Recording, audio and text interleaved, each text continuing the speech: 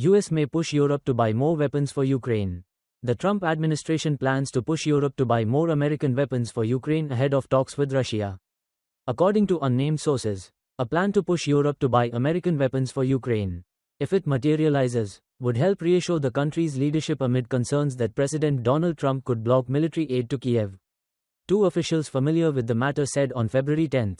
US officials, including Ukraine envoy Keith Kellogg, will discuss the possibility of a sale with European allies at the Munich Security Conference this week.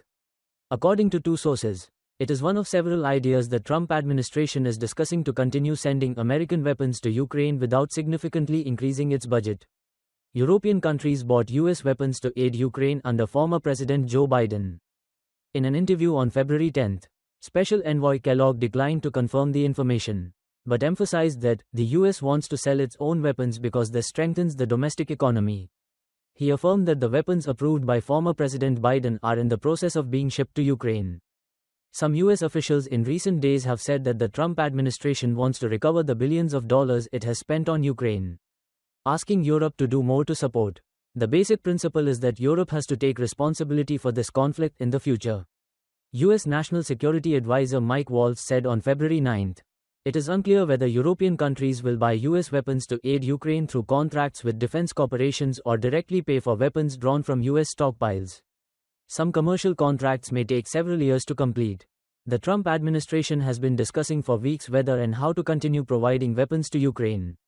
Trump has said he would cut off all aid to Ukraine, but some advisors have suggested Washington should maintain military support for Kiev, especially as peace talks could be delayed until later this year. Ukrainian officials, including President Volodymyr Zelensky, have said the country needs more security guarantees before negotiating with Russia. Washington and Moscow are sending conflicting messages about the prospects for peace talks, raising doubts about whether Trump can convince Russia and Ukraine to sit down for talks in the coming months. Two US government sources said the White House could take months to finalize a plan to end the fighting and resolve other issues before brokering talks. The US has been the largest donor to Ukraine since the conflict began, providing up to $175 billion in aid. However, Ukraine only received $106 billion directly, including $69.8 billion in military aid, $33.3 billion in financial support and $2.8 billion in humanitarian aid.